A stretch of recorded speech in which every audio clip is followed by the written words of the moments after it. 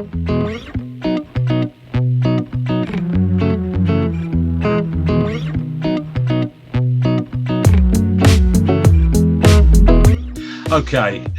forgotten to put my glasses on. Good start. Welcome, my friends, to the show that never ends. Oh, it just doesn't end, does it, Kieran? Well, we've actually managed to do this on a Sunday evening again. We're not getting up at some Dumbo time in the morning, eh?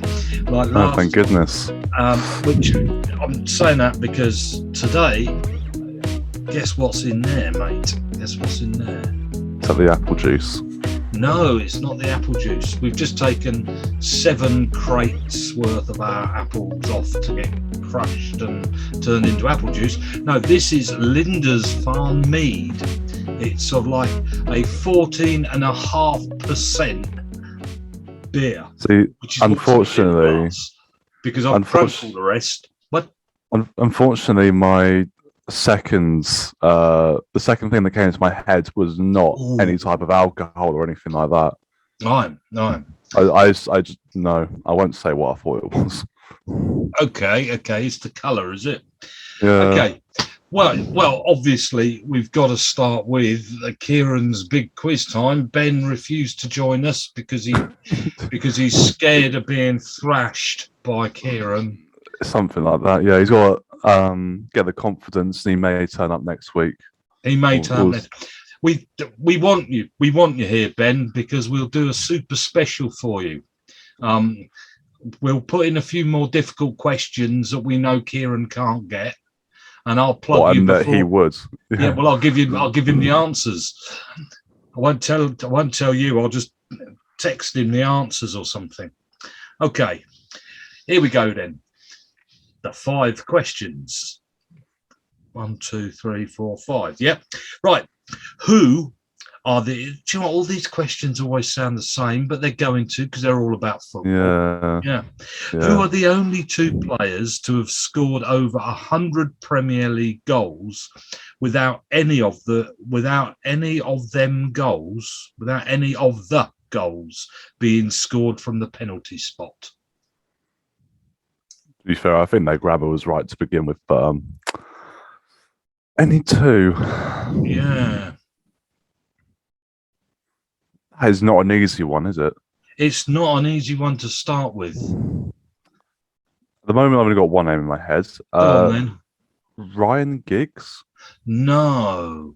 One Tottenham. And Sheringham? No. And the other did play for Liverpool as well. They can't. It's Heskey and Les Ferdinand. They're strikers. Sure, they would have taken penalties. No, I would never have got that, to be honest with you. No. So Ben's 2 up. Okay. Which player has scored the most goals for Liverpool in the Premier League? There you go. I'll put one in there for you, so you must at least get a point.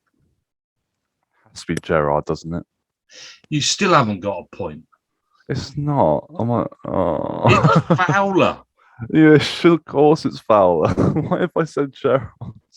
Dear. Because Fowler played for a few teams, I would have thought,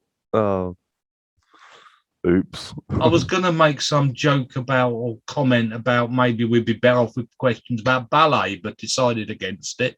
I thought people might complain of sexism or something. Okay, which player has scored the most goals for Tottenham Hotspur in the Premier League? I'm going to get this wrong, aren't I?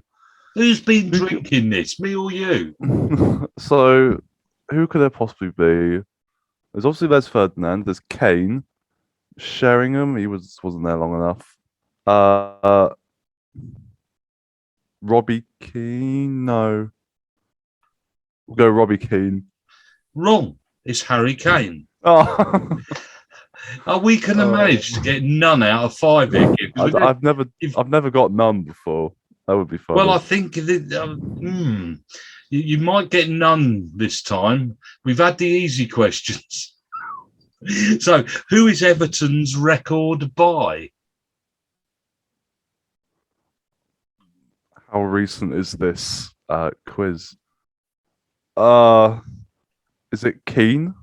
No, I don't even know how to say it. Is it Sigurdsson? Is it? Yeah. Oh dear. And for your last question, in the hope that you get one, which Spanish player has provided the most assists in the Premier League? Fabregas. Yes. Yes. Oh, mate, there was something going through my mind that it would be David Silva or someone stupid. No, Fabregas. Thank goodness for that. I got one. You got one. That has to be the worst so far. The fact that I didn't get Liverpool's top scorer in the Premier League is actually absurd. I think that's shocking. I'm sorry. I think That's I really. think I'm going to fire you and get somebody who knows something about football. Okay. Well, just hire Ben. Just get Ben, yeah. Okay. So I do know what day it is. It's the 19th when we're doing this. Tomorrow, when this comes out, it's the 20th. So I've got a few interesting little facts and figures around the 20th and 21st. There is one a little bit before and a little bit after that are linked, but we'll go on. Okay, on September the 20th, football on this day in 2008. Well, if you've never come across ghost goals, phantom goals, or the need for goal line video technology, you would have done after the league match between Watford and Reading on the 20th of September 2008. Do you remember what happened? When were you born? 20th September. Too young for this. In the 13th minute of the championship fixture, Watford defender John Eustace put the ball out of play for a corner when being challenged by Reading striker Noel Hunt. But despite the ball having gone out of play yards outside the goalpost, and to the astonishment of everyone in the 15,000 crowd, the linesman flagged it as a goal. A linesman? Yeah, well, the linesman was looking at it. The defender kicked it out for a corner, and the linesman flagged that went in the net, and it was nowhere near the goal, and it stood. And the result of the game was 2-2. It didn't matter what anybody else was jumping. The referee, who was Stuart Atwell at the time, he was a young 25-year-old referee, didn't have the nerve to do anything about it and gave it as a goal. How about that? Wow. Football on this day, on the 20th of September 2011. I love this. When fans of the Turkish side, Fenerbahce, invaded the pitch in a pre-season friendly against Donetsk. The Istanbul club expected to be playing behind closed doors for a while as a punishment. Do you know this? I love this. This punishment is terrific. Instead, the Turkish FA ordered that a match be played with no males over the age of 12 being allowed in. So on the 20th of September 2011, a crowd of 41,000 women and children were present for the league match. Players from both clubs flew flowers to the fans. I would think threw flowers to the fans before the match. So absolutely. A whole stadium of women and children, no men allowed.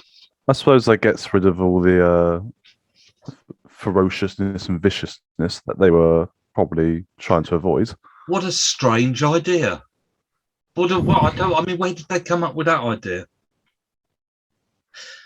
And I don't know. And on the 21st, 94, a sad day for listening to commentary, Gary Lineker announced that he would be retiring from playing football after picking up a massive injury to his toe, in Japan, and would be joining the BBC. I mean, I love that. Picking up a massive injury, he's retiring up. And what was the injury? He hurt his toe. Yeah.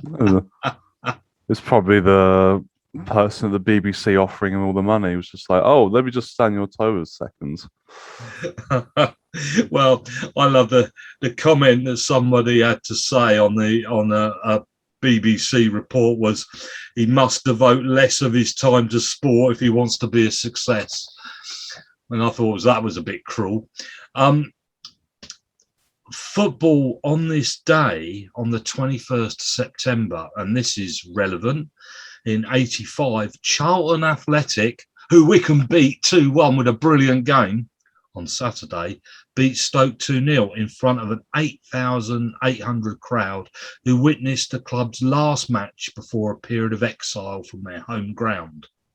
Money problems, sadly. There were ground shares with Crystal Palace, West Ham before Charlton finally returned 7 years later. Interesting, because that could divert us off onto about 101 other topics, which is why I finished with that one. But I'll just stick a couple in there, then we'll come back to these other topics. Number one, I'll give you one more special question. What was so big about last Sunday's game for Mourinho? It was his 1,000th. It was his 1,000th game in charge. Absolutely.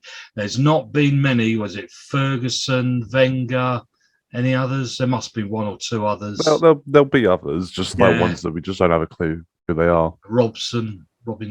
Oh, no. But yeah, so but here's the interesting part. Do you know what his win rate is over those 1,000 games? Well, you wouldn't. I'd say like 55. It's 63.8% win rate. It's pretty good, isn't it? Massive. That's massive. So how come we think he does so badly? Because a lot of that percentage has come from his past, hasn't it? Well, actually, in saying that, Roma have won 6 out of 6, haven't they? They have. It's not his past. We can look into this maybe next week and have a look at what's occurred with his career. But what happens is he joins a team, they win everything, and then there's this mass dip where they win nothing. But he wins more at the beginning than loses at the end. And it's as simple as that. Yeah, but he twats everyone at the beginning and then it falls off a bit. But I suppose I'm just saying the recent games, just because of his time at United and Tottenham, didn't go so well. But what else, Kieran? What happened at this time 9 years ago? It's in a couple of days' time. Is it the 24th? September the 24th, I think it might be. Something like that. 9 years ago. Gareth Ainsworth got a manager's job. For who? Wycombe. 9 years ago. Gareth Ainsworth. I didn't realise he would have been in charge that early. It's his birthday for Wycombe Wanderers.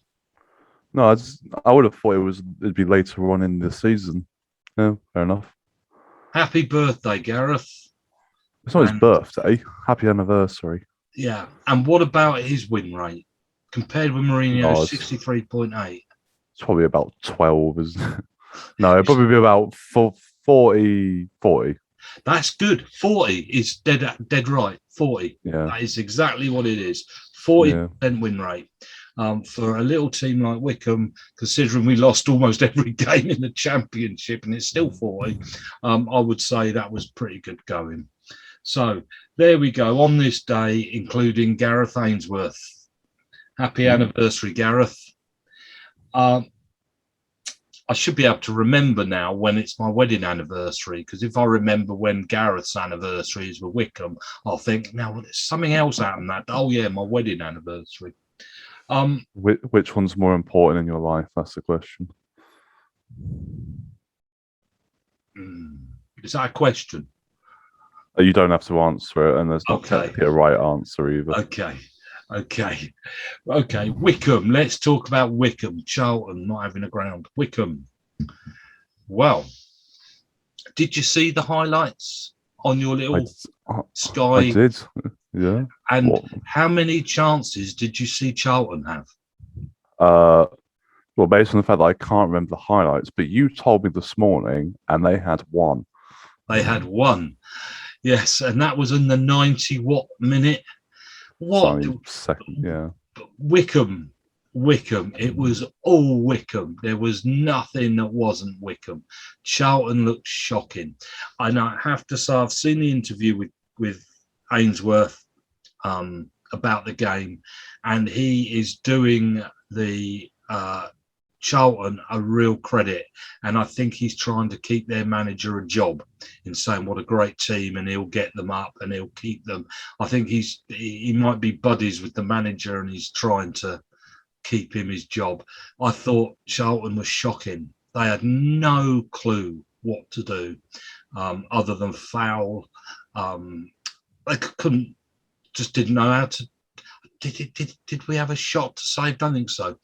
And then, of course, in that last awful 5-10 minutes, Wycombe sort of decided to let them have a go. And why? Yeah, why? The problem is that that's happened twice now, hasn't it? At home, where we've been 2-0 up and conceded the goal very late on. And yes, we got away with it now, but that could well come back to bite us at an important time. So, do you know why I think? Might sort that out. Because what's the name of the guy up front? Akinfenwa. No, well, him and the other one. Vokes. With Vokes on the pitch, he does everything right. He takes Vokes off because we're 2-0 up and puts Akinfenwa on the pitch. And so when Wycombe are belting the ball out to chase, to slow the game down and just get it out of our own area, it comes straight back because Akinfenwa can get nowhere near a football. I suppose the plan supposedly is that you direct the ball towards him and then he can hold it up for a bit and wait for everyone else to join up. But those balls obviously do have to be somewhat accurate, don't they? And if you're holding on for your life and you're just belting it, it's not going to be accurate, is it? Run for it, and he can't. It doesn't make too much sense him being there. It'd be better to have Samuel on the pitch, wouldn't it? It'd be better to have anybody. It doesn't matter who. You could put a defender on, but you need somebody who can at least run. Yeah, there's obviously a game plan there, but it hasn't worked in the 2 games that we've nearly let the lead slip thus far. So they might have to have a look at that. And you have to say, though, that all 11 players that started that game for Wycombe were excellent. Can't complain about any of them. Couldn't. If there's one thing I would say, if only Hogarth could score a flipping goal. Horgan. What does I say? Hogarth? Where did I get it? That's definitely a TV show or something. Is it? Viking. Yeah. Yeah, it does, doesn't it? It's probably a funny book I've been reading. Yeah. If only Horgan can learn to score a goal, shoot straight, it would be really helpful. He was excellent round that box. And McClear has got it in him to score, as we know. I mean, we can see that, but he doesn't, and it's missing. I mean, like I said to you, who did we chat about this with? Might have been Mane, to be honest. Last week, when it's like he evidently needs just one to go in, but it needs to be a decent one, doesn't it? Yeah. One where he confidently finishes it, and then hopefully that will kind of spur him on. But it can't be a tap-in or something. It has to be like... It's got to be a goal that he can pat himself and be happy with himself about. It's got to be one that changes the scoreline, that wins the game. Yeah. And I mean, they don't come around too often, so No. when that will happen, we don't know. But how many? Did he miss two good chances? It was just, that was the thing. Wycombe could have been 5-0 up, you know. And Vokes, he might not have scored. And I almost felt a bit sorry for it. He never really. He was never the one that had that opportunity, but he was always the one that was in there messing up their defence while we scored. And so what do you think of excellent. Yeah, what do you think of Vokes at the moment? Is living up to your expectation? Depends what you mean by expect. If you think he was going to ever score 25 goals in a season, I wasn't expecting that. I'm expecting his job to be a big man up front, take two of their defenders while wingers run away with it and leave the two defenders with Vokes. And that's so exactly. He's doing his job then. Yeah, and he's a threat in the air with any set piece. Again, mind you, we haven't scored really from those sort of things. You know, No. The corners haven't exactly been going in or anything like that. But I hope he's happy with himself. And when he came off, he had to come off the other side rather than walk into the dugout, and he had to walk all the way around. And the crowd all got up and clapped him as he went round, and he looked chuffed with what he was getting from people, all sort of shouting out and singing his name, etc., as he went round. So people, as long as people can recognise you don't have to score the goal to be a part of the team. Well, we've never had that, have we? So I think people are used to kind of that expectation or lack of expectation of a striker to score 20 goals kind of thing. So yeah. I think people will recognise what he does. Yeah, he creates the chances. They might not, he knocks them down, he holds them up, he takes their defence off of other players. He's in there to do what he does, and I think he does it well. I think he's a good footballer. Yeah. I have to say, Scowen, excellent. Oh, he was good. Yeah, get in there, man. He is a Luco 9, isn't he? Essentially, he was everywhere. He was excellent, and he's not. I mean, those sort of players are dangerous in the sense if they're a frazzle out with any of those sort of tackles and that sort of thing, they could be red cards left, right, and centre coming at him. So he has to get his job dead accurate and dead right. He's going into those tackles that are fights the whole time, and he wins them. Excellent. Yeah, I was right. He just breaks it up, doesn't he? He does, and he doesn't give them a chance. No, they didn't have. What about? I was going to say, didn't have minutes on the ball. They didn't have 2 seconds on the ball. What about Tafazoli, because he's come back into the side now as well? Controlled the heading. In that area, every ball in the air was his. As simple as that. Because I always thought when he came into the side in the Championship that he was always one of our standouts. Yeah. I mean, we needed him. He won everything in the air. But what I thought was quite interesting about this game, though, was the statistics and what they tell us about that game. Okay, because in a 2.5-minute clip of the highlights, there were, I think, about 5 or 6 Wycombe efforts and their goal at the end. So it was all Wycombe, and that is true. And yet we only had 41% of the ball, which I thought is strange, because when you're watching it, it feels like it's totally you. But obviously their 59 was in their own half. Total shots, they had 13, but we didn't have a save to make. Most of them probably came in the last 5-minute flurry, I imagine. It's got chances created ours 13, theirs 12. They didn't have any chances as far as I can remember. Very strange, all this. But it is always quite strange because you always see with like Liverpool or Man City stats that teams regularly have nearly as many chances, even though Liverpool and City have about 80% of the ball. It never makes too much sense, does it? It's got down there blocked shots, 8. Now, I don't know whether that means they blocked 8 shots or they had 8 shots blocked. I think that means they had the shots and they were blocked. And we blocked 8.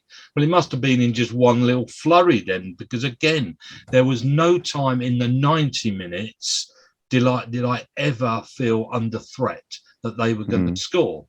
The only time I felt they stood any chance was in the extra time. Now here you go.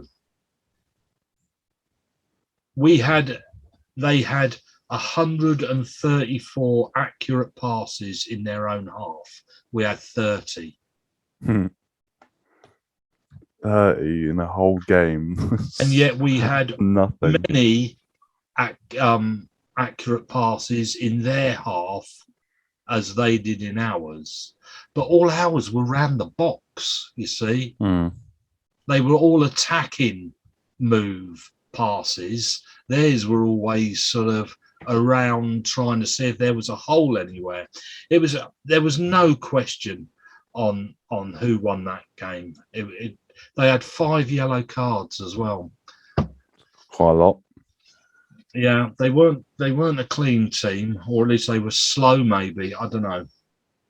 So that was that game, and of course we've got another little game coming up, haven't we, on Tuesday?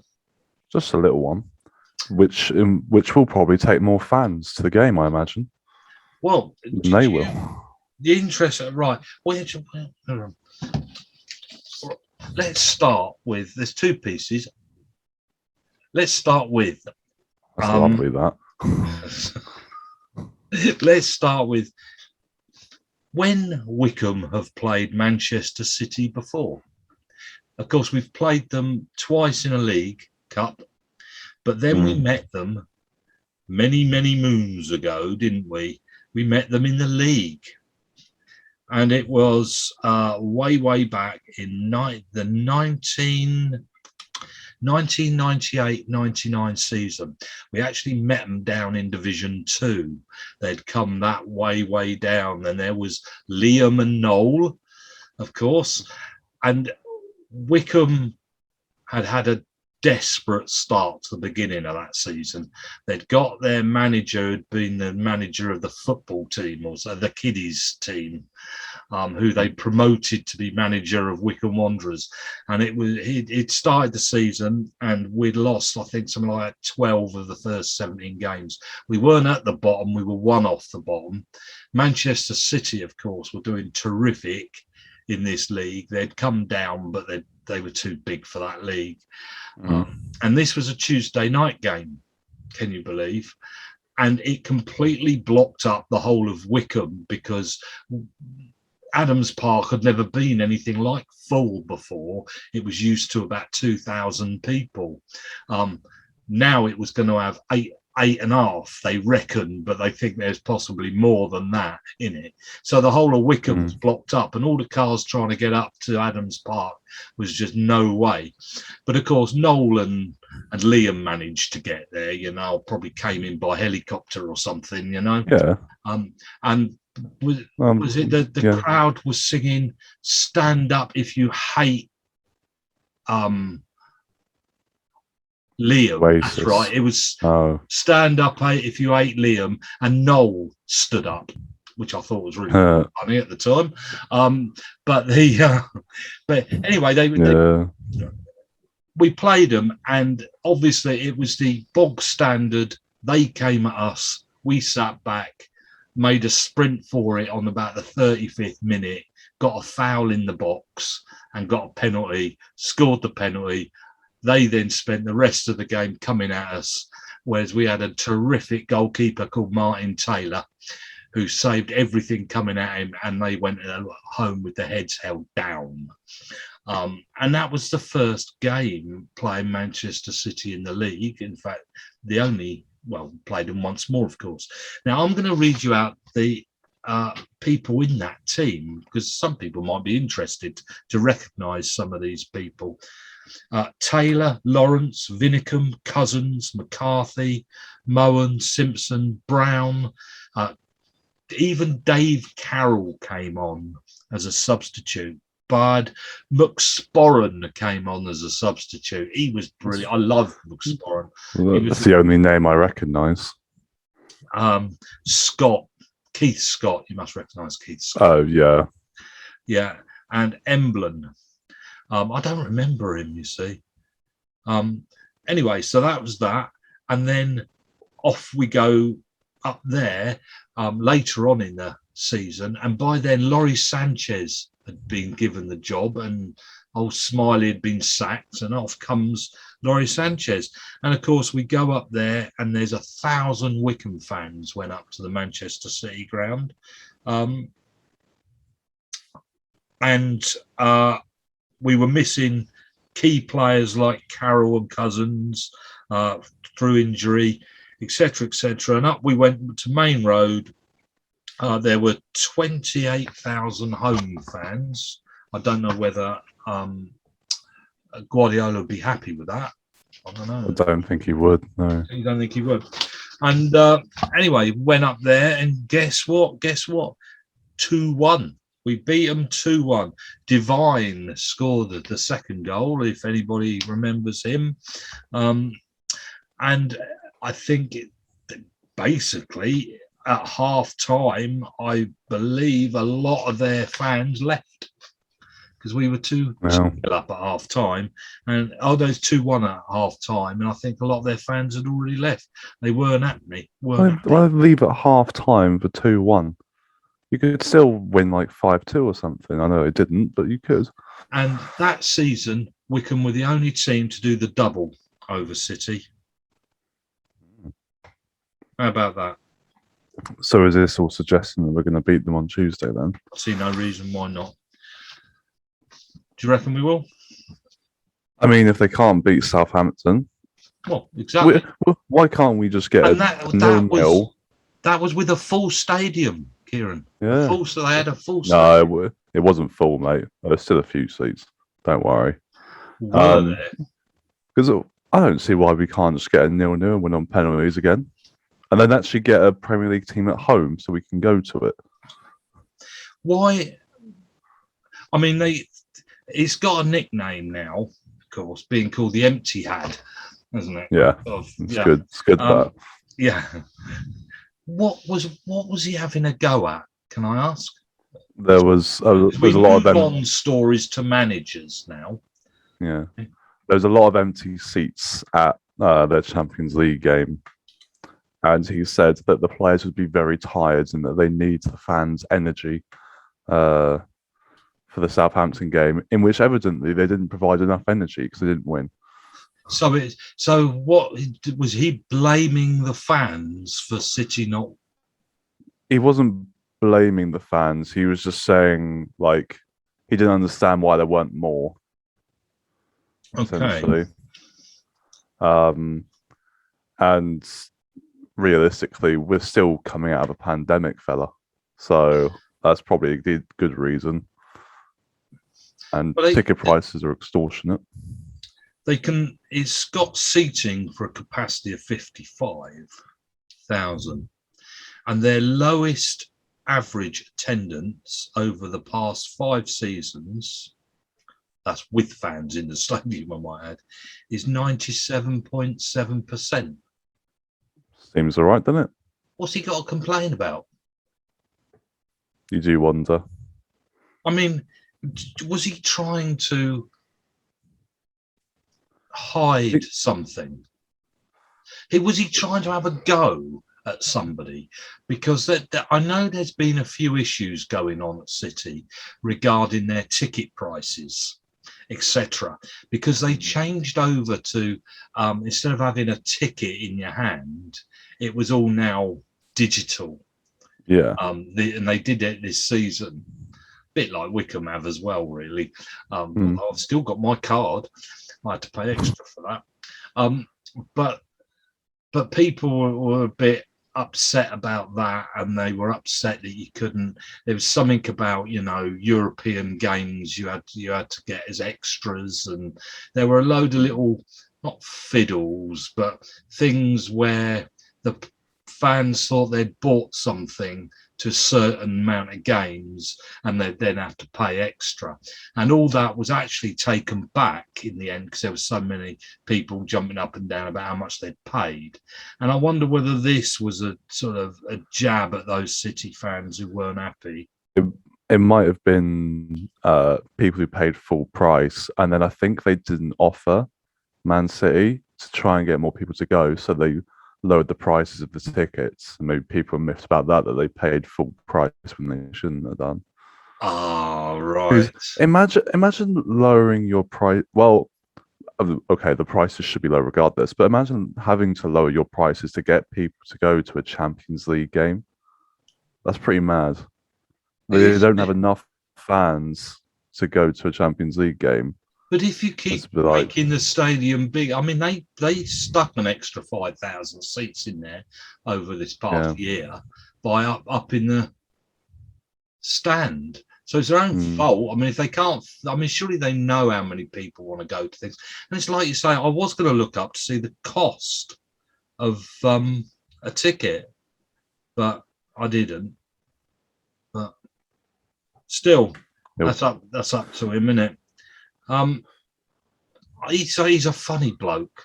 I think he is quite funny. Yeah, I don't think he'll stick around too much longer either.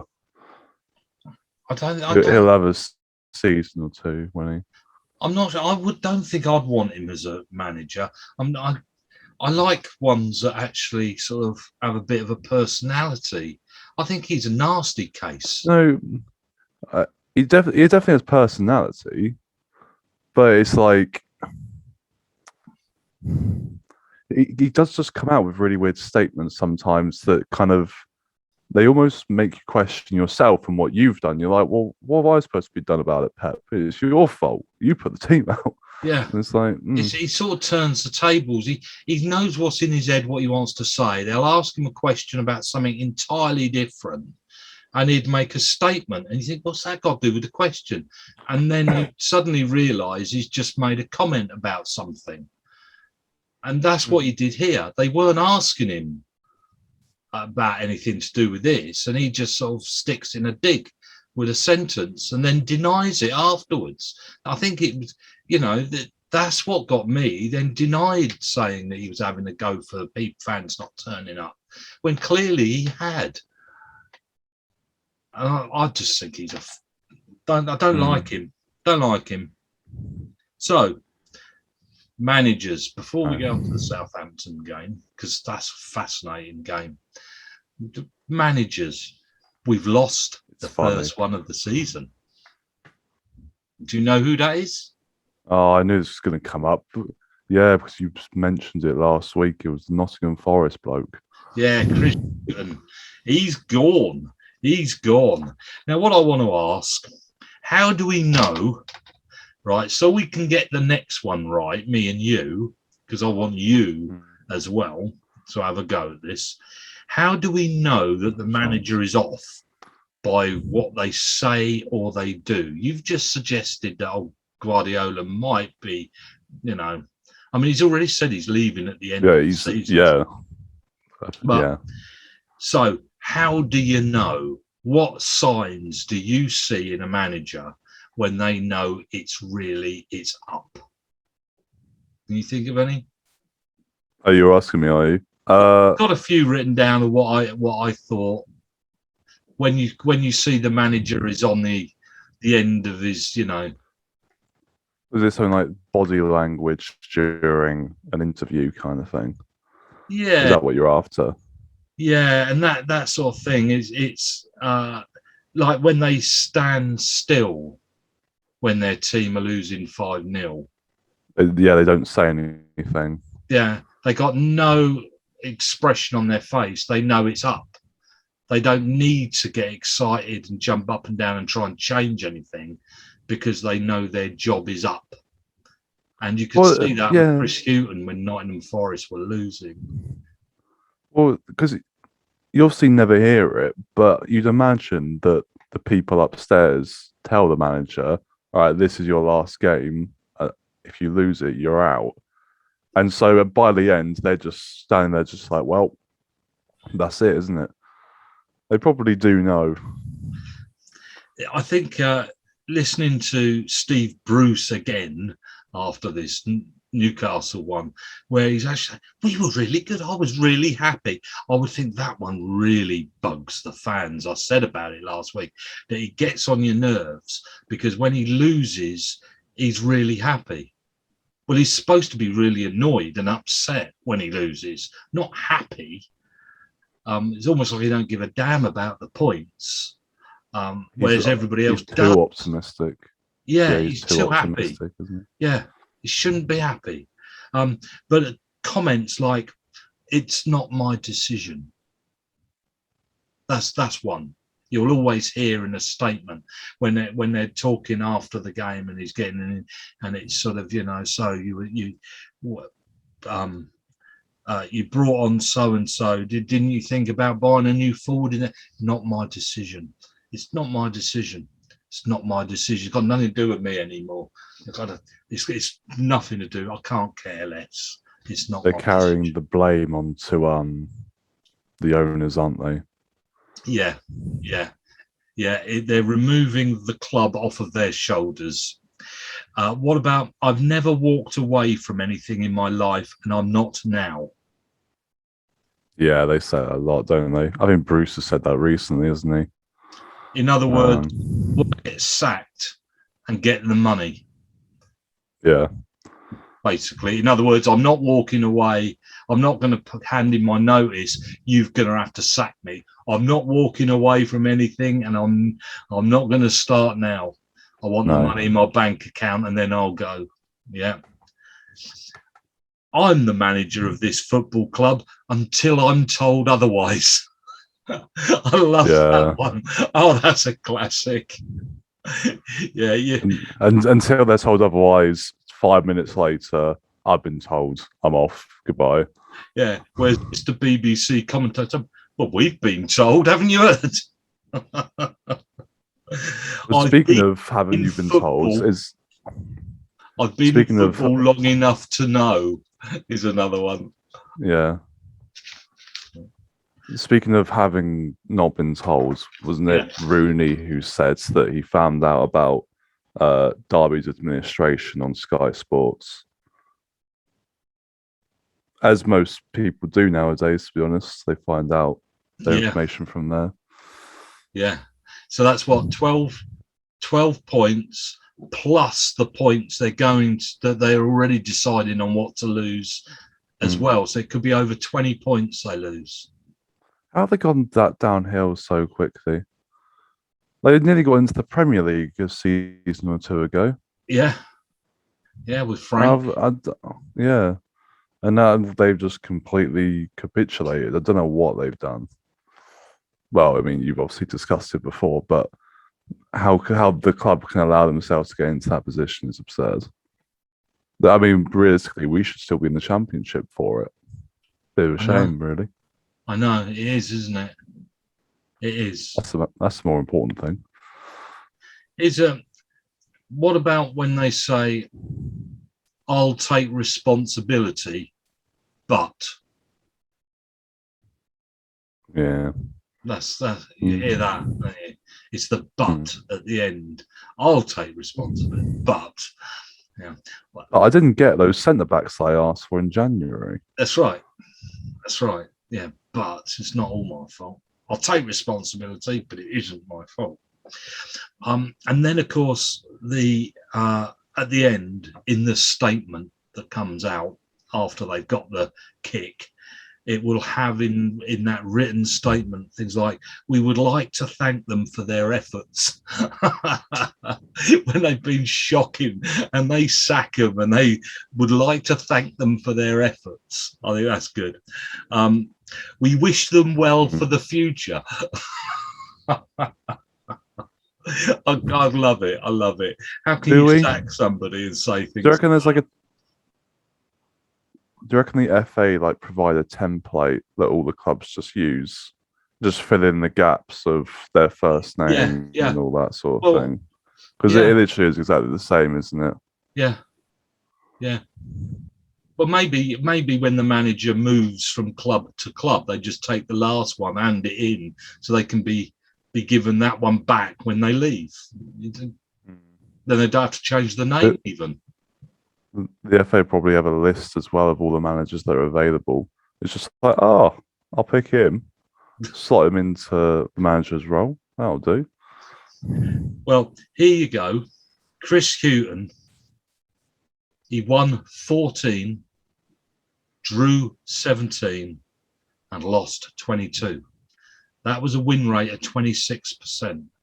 Mourinho, remember, 63.8 is average, and that includes from the teams he was sacked by. And Gareth Ainsworth is 40%. This guy at Nottingham Forest is 26% win rate. So, who goes next? I think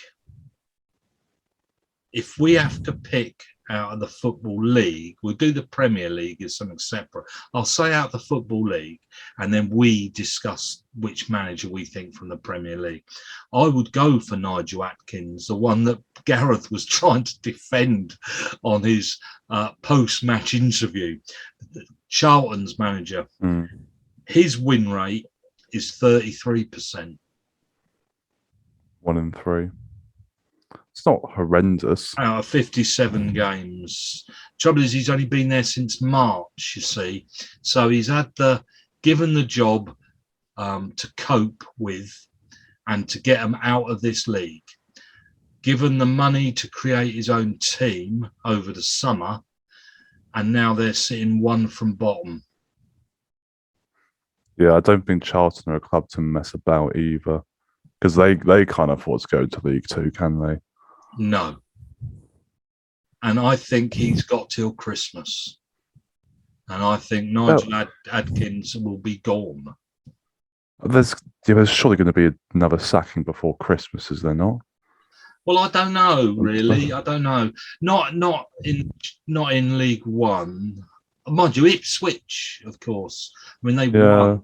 I mean, their manager might be a bit on the right. And Portsmouth, there's enough out there that even aren't at the bottom, but aren't doing as well as they should. And a lot of these teams won't take that, will they? Because, of course, they are big names, aren't they? Charlton, I mean, Charlton weren't in the Premier League too long ago, were they? Portsmouth as well. And they've been flustering about in this league for quite a while. Yeah. If they were doing bad, then you could say Sunderland's manager, but they're all right now, aren't they? They'll go up this season, I reckon. Yeah. So, in the Premier League, then, Kieran, discuss these managers, and I'll keep my mouth shut for a while. These are the 5, I reckon. Norwich, Wolves, Newcastle, Watford, and Arsenal. Tell me. So we'll go one by one. Norwich. How are these managers doing? You tell me. Yeah. Norwich have stuck with Farker for so long, haven't they? And this might be the time where they just decide, let's actually just get rid of him, because we're evidently not going to stay in this league with him as our manager. He may get us up, but he's not going to keep us up. And in that respect, I kind of hope they do sack him, because it's just boring.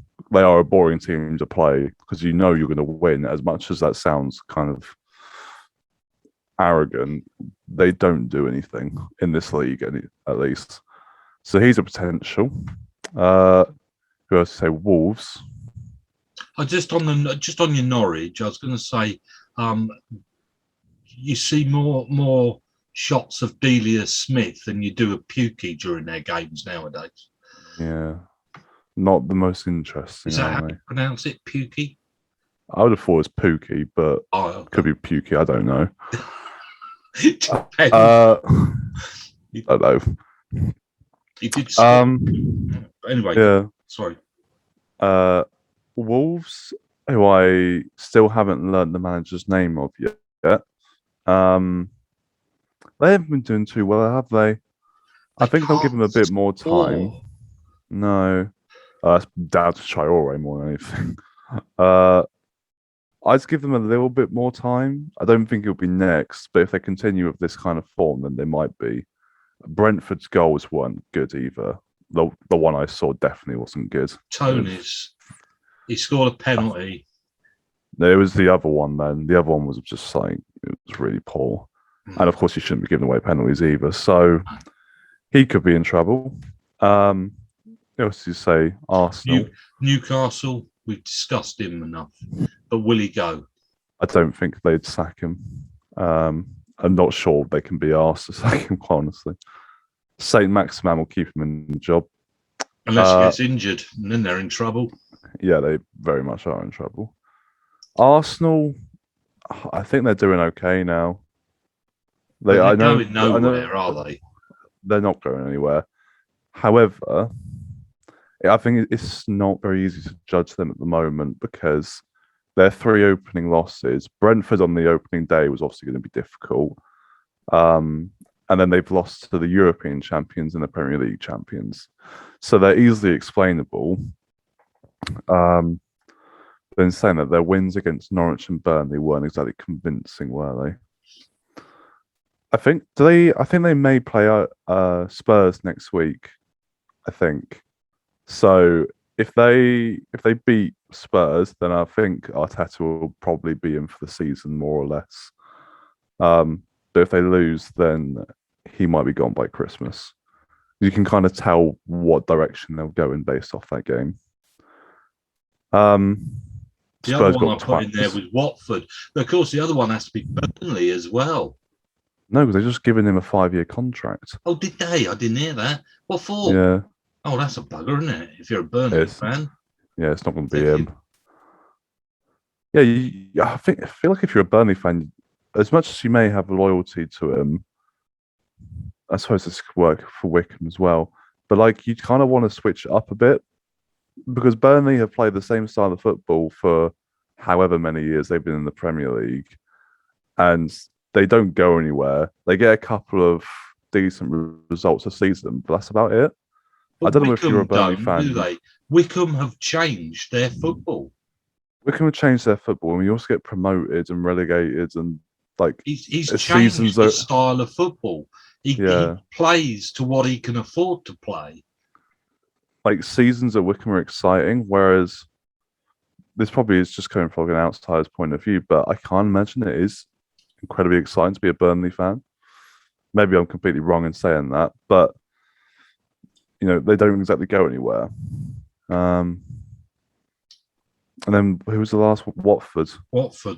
They sack everyone, so that could be one. But they got a decent win against Norwich, didn't they? Scored 3. Don't anybody? That's good against Norwich, isn't it? But scoring 3 away from home in the Premier League is pretty good. If you're one of those sort of teams. So who's your favourite then, Kieran? I mean, pick any of the other teams. I mean, I wonder about guy at Tottenham. I mean, they just got a. I wonder because it seems to me Tottenham are a mid-table team, and anybody that thinks they're better than that, I think got something else coming. I think they 2-3-0 losses in a row. Yeah.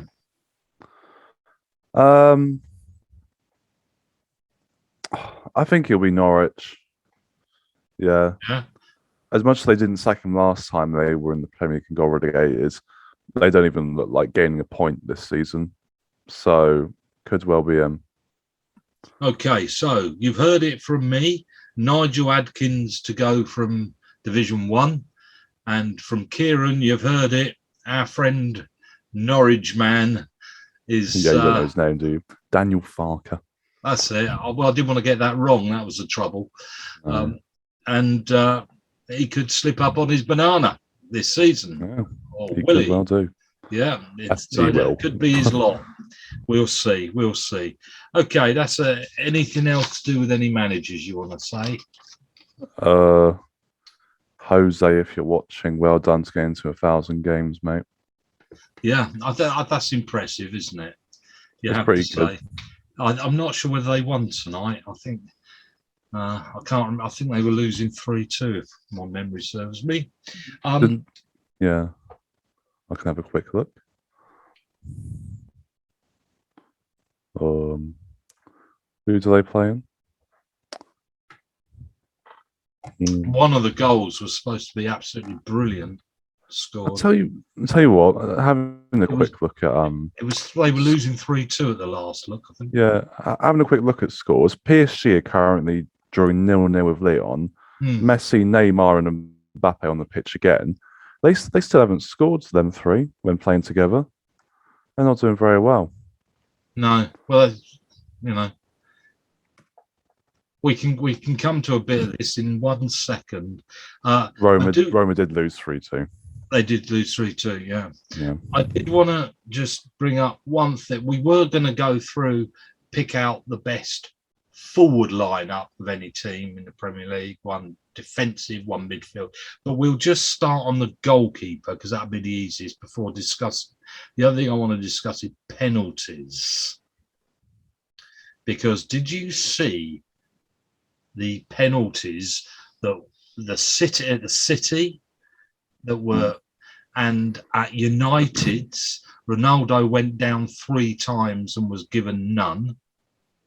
Did you see any of them? I saw one of Ronaldo's that I think he should have got. Right. And I obviously saw the City one. Okay.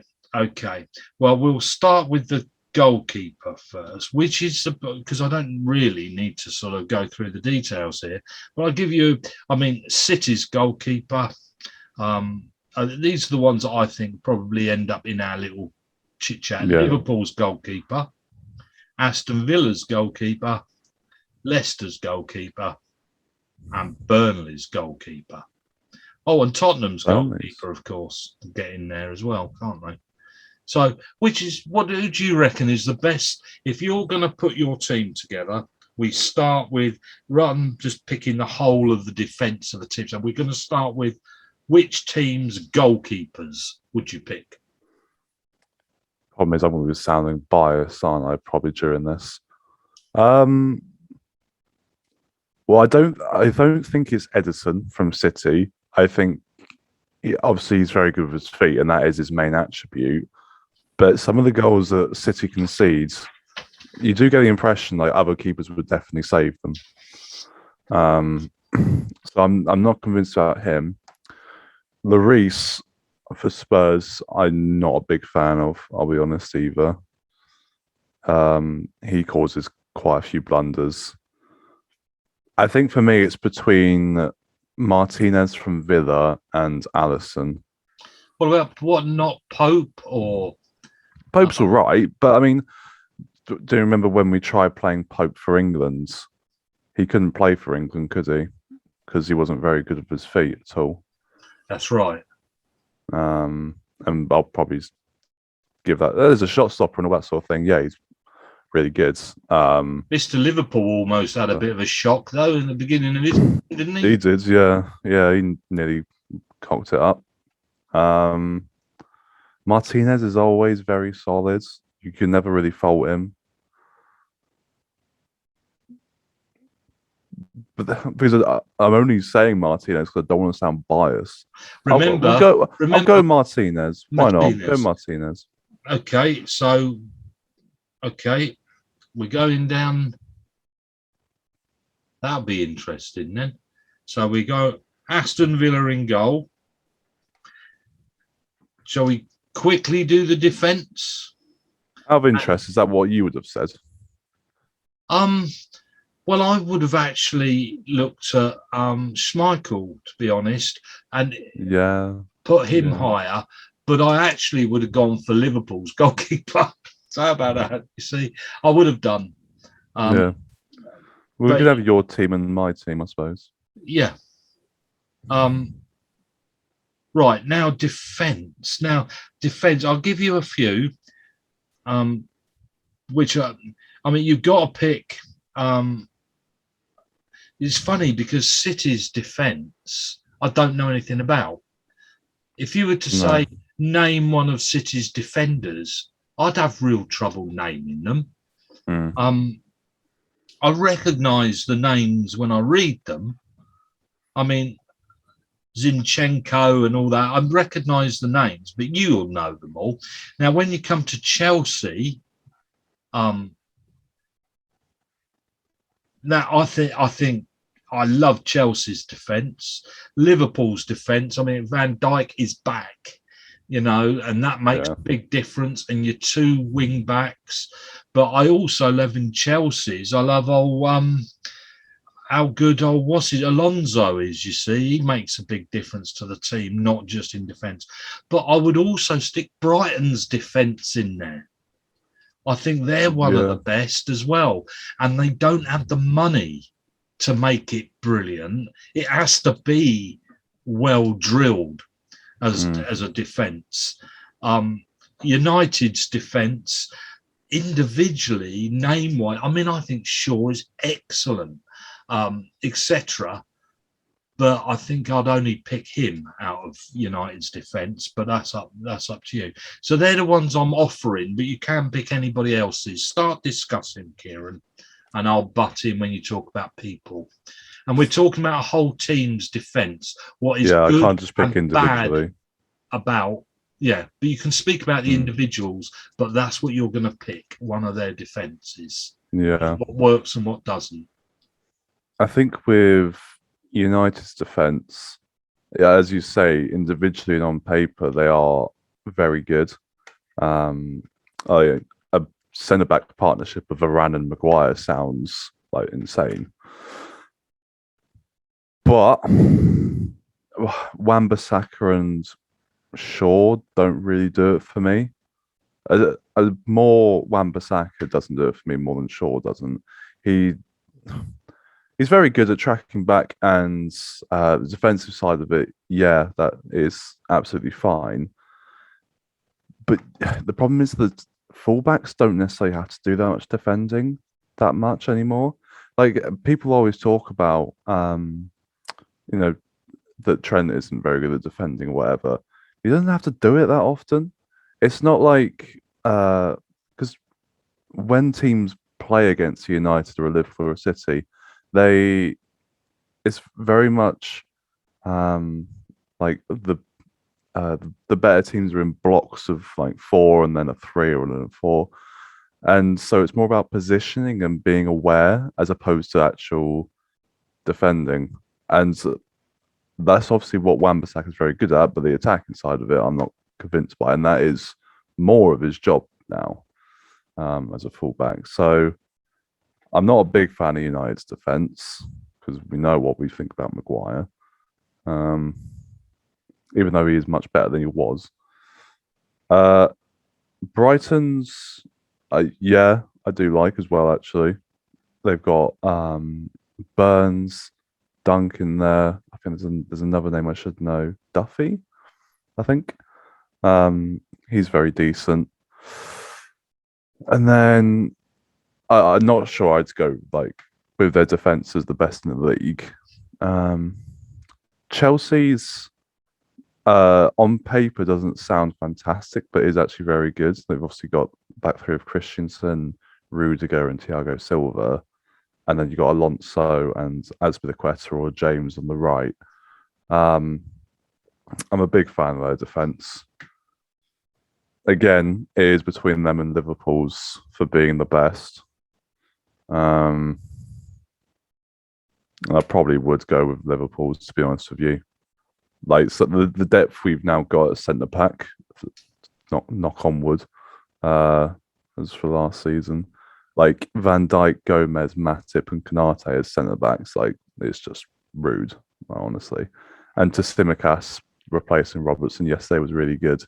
We still had Milner at right back, but that's just what we do, isn't it? Do you know the XG against Brighton so far this season has been 0.8 in total? Yeah, that's pretty mad. That's hasn't good, even got to 1 yet. Hasn't even got to 1. No, No, that has to be very good. And they beat Leicester as well today, and that's a very impressive result. Yeah. So, so pound for pound, I mean, you'd have to say Brighton for money's worth. Yes. You would say money's worth, you'd say Brighton, but you would say the best is Liverpool's. Yeah. Closely followed by Chelsea. Okay, so we got Liverpool in defence. Do we want to keep going, or should we leave the rest till next week? We'll leave the rest till next week, the other two. It's up to you, fella. Midfield. I want to speak about one more thing. We'll come to midfield and forwards next week. But the one thing I wanted to say is we don't go through all the games that were played. I want to ask, I wish you'd seen all 3 penalty calls Ronaldo made. Mm. And also the one that Manchester City and they said, oh, you know, if it hadn't been for Manchester, if it wasn't Manchester City, blah, blah, blah, and all. I've got very confused as to what is a penalty through tackles now, because I look at what they're given for and what they're not given for, and I'm blowed if I know what they're given for. I can't work it out. I don't know what is a bad. Ronaldo's, 2 of them, as far as I was concerned, were penalties, and he got none of them. I would have booked him for a dive and I would have given 2 penalties. I thought that was just bog standard, obvious. Somebody sticks a leg out across his legs with the ball that's in front of him and trips him up. If that isn't a penalty, then I'm very, very confused. It's exactly the same as the Kyle Walker one against Southampton, isn't it? He sticks his leg out, bloke falls over. And so was it a penalty or wasn't it? They looked at the monitor and said that wasn't a penalty. Was it or wasn't it? Gary Lineker says it was. He says, the referee says it wasn't. Everybody who made any comment about it said it was. But that can't be right, can it? Given. And was it because it was Ronaldo they weren't given? I mean, the only thing you can really say so far is that biased is my real question. VAR's been a bit quiet recently, hasn't it, as well? There was a comment made by, I think, Clattenburg a while back saying about the bias that United used to get at Old Trafford under Sir Alex Ferguson. And I don't think he explicitly said it, but it was the wording of it. It was like, oh yeah, referees are less biased towards United's these days, suggesting that before referees were very biased towards United. So I think they have to be. I think, of course, you are. You're human. You're gonna kind of be somewhat influenced by whether you like or dislike a team or a person. Yeah, I mean, I think there was another one. What was it? Which game was it? Was it today where 2 goals were cancelled out because of somebody in the off standing in front of the goalkeeper who was offside because they were in the way or something? They're in the goalkeeper's eye line. And they weren't. They were nowhere near. But both goals were disallowed. And it was absolutely daft. And the only explanation you have is it wasn't down to the rules. It was down to how the referee felt at the time. And that is down to being biased. And I am sure Ronaldo, this referee didn't like him. I don't like Manchester United particularly. I'm very biased against, but I would have given 2 of those as penalties. They were as clear as daylight to me. I thought that was wrong. And the same applies with Walker's. I thought that was wrong. And if you're going to say you're allowed to trip people up and put you in the box and it's not a penalty, where do you stand? You've even got a flipping camera there and you can watch it over and over. And if you are that biased, I think that referee in this United game should not be allowed to referee Manchester United matches. No.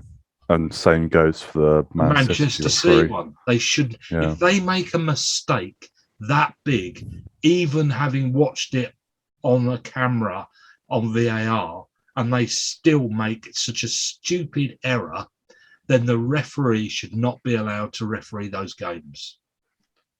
Absolutely. Yeah. I obviously haven't seen the Ronaldo situations, but the City one looks so blatant and so obvious to anyone, even if you don't like football, you can see it's a flipping penalty. And you can't figure the reason as to why the referee doesn't give it. Like, what's his reason for being like, oh no, that's a clean tackle? In no way is it clean. Like, it's a foul everywhere else on the pitch, and apparently not in the box. But we also have problems like our friend Mr. Leeds, who got sent off with the red card for the tackle on Liverpool. And there was another one after that in a game that was identical tackle, and it wasn't even given as a free kick. It's just the player got up and walked. Yeah, that was Everton, wasn't it? I think. There's the reason though, isn't it? I do think he got sent off because he broke a kid's ankle, and that is pretty much the reason why. Well, if it's dangerous in one, it's dangerous in the other. Yeah, but then it's weird because we thought that the Liverpool situation wasn't even a red card. So no, I did think it was a free kick and maybe a yellow, but it was never a red card. It's a bit strange how you can commit a foul that breaks a kid's ankle and not get sent off for it. But I mean, it wasn't that bad a tackle, was it? It's just the way. All of it's strange. Is there any particular game you want to pick out? I will just finish. I will just say one more fact, and I'll let you say if there's a game you want to particularly make a point about this weekend. And the fact was, Liverpool and Chelsea score had the same results on the first Saturday. Same results on the second, same results on the third game, same results on the fourth, same results on the fifth. Liverpool scored 3 yesterday, Chelsea scored 3 today. So, did you know that? They are exactly the same results every weekend. And that, of course, includes the one where they played each other, because it was a draw. No, I knew we'd we're on the same goal difference and all that. I didn't realize they were exactly the same. Because it's been exactly the same results. Yeah. Every weekend. So who plays first next weekend? I don't know. But then it means the other one can find out what their score is going to be. Tell you what, though, going off of how the season's begun, are we starting to see Liverpool and Chelsea potentially pull away? Is that the way we see it? Do you reckon? Because the City drawing at home to Southampton is bad, whichever way you put it. Well, and United, I think, are going to be in there. You think United will be in the end? Because they drew to Southampton as well, actually.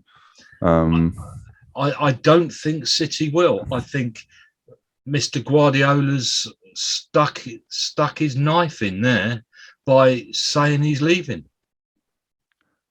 Yeah, and they've been a bit stubborn and arrogant in thinking that they can not have a striker again in another season and just win it when everyone else evidently does have a forward line.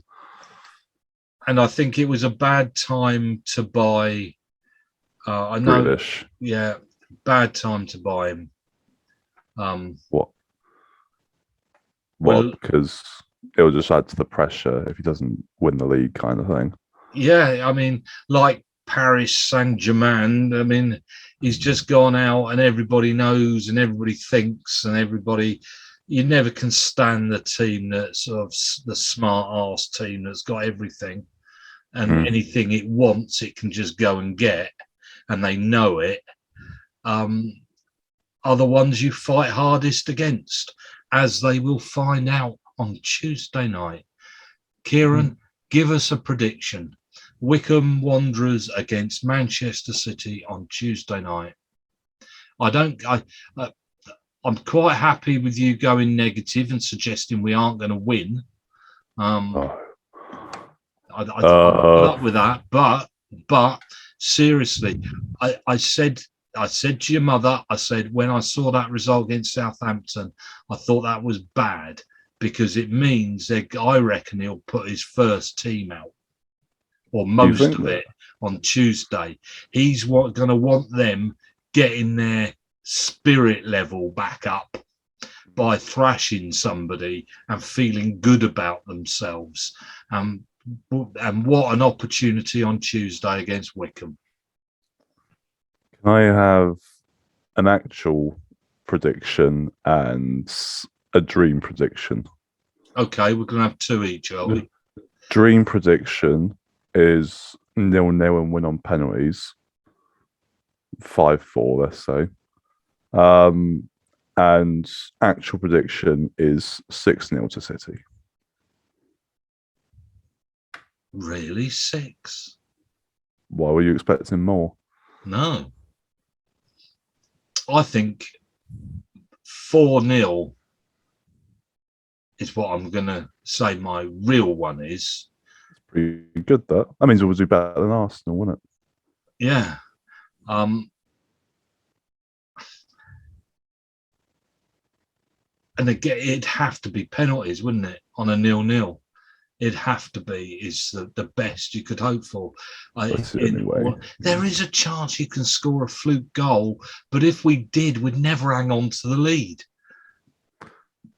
No. You almost don't want to score. Definitely not early either. No. It gives them too much time to... But look what happened when we played Tottenham. Yeah. We're 2-0 up almost straight away. And then... Well, and we were beating them last season, weren't we? Yeah. And then they went and scored 4. Yeah, he's going 1-0 up against these teams isn't the best. And the problem is that you normally have like a really, really quick player that could grab you a goal on the counter attack, but I don't think we really have that, do we? So it's going to be a difficult game because City are quite so we're good, both hoping, but... we're both dreaming for a 0-0. Yeah, imagine that. What a funny scoreline to dream. Well, we'll see you next week, and we'll see whether we're happy or sad. On top of the moon, we would be. Yeah, but we've also got the Milton Keynes game. You know, I still haven't even put the tickets on sale yet for next Saturday. Oh, mate, what are you going to do? Book me coach. Yeah. I don't know what pub we're going to. And so with that, and I've had me mead, and we'll be off. So Kieran, say goodbye. Bye. And I'll say goodbye.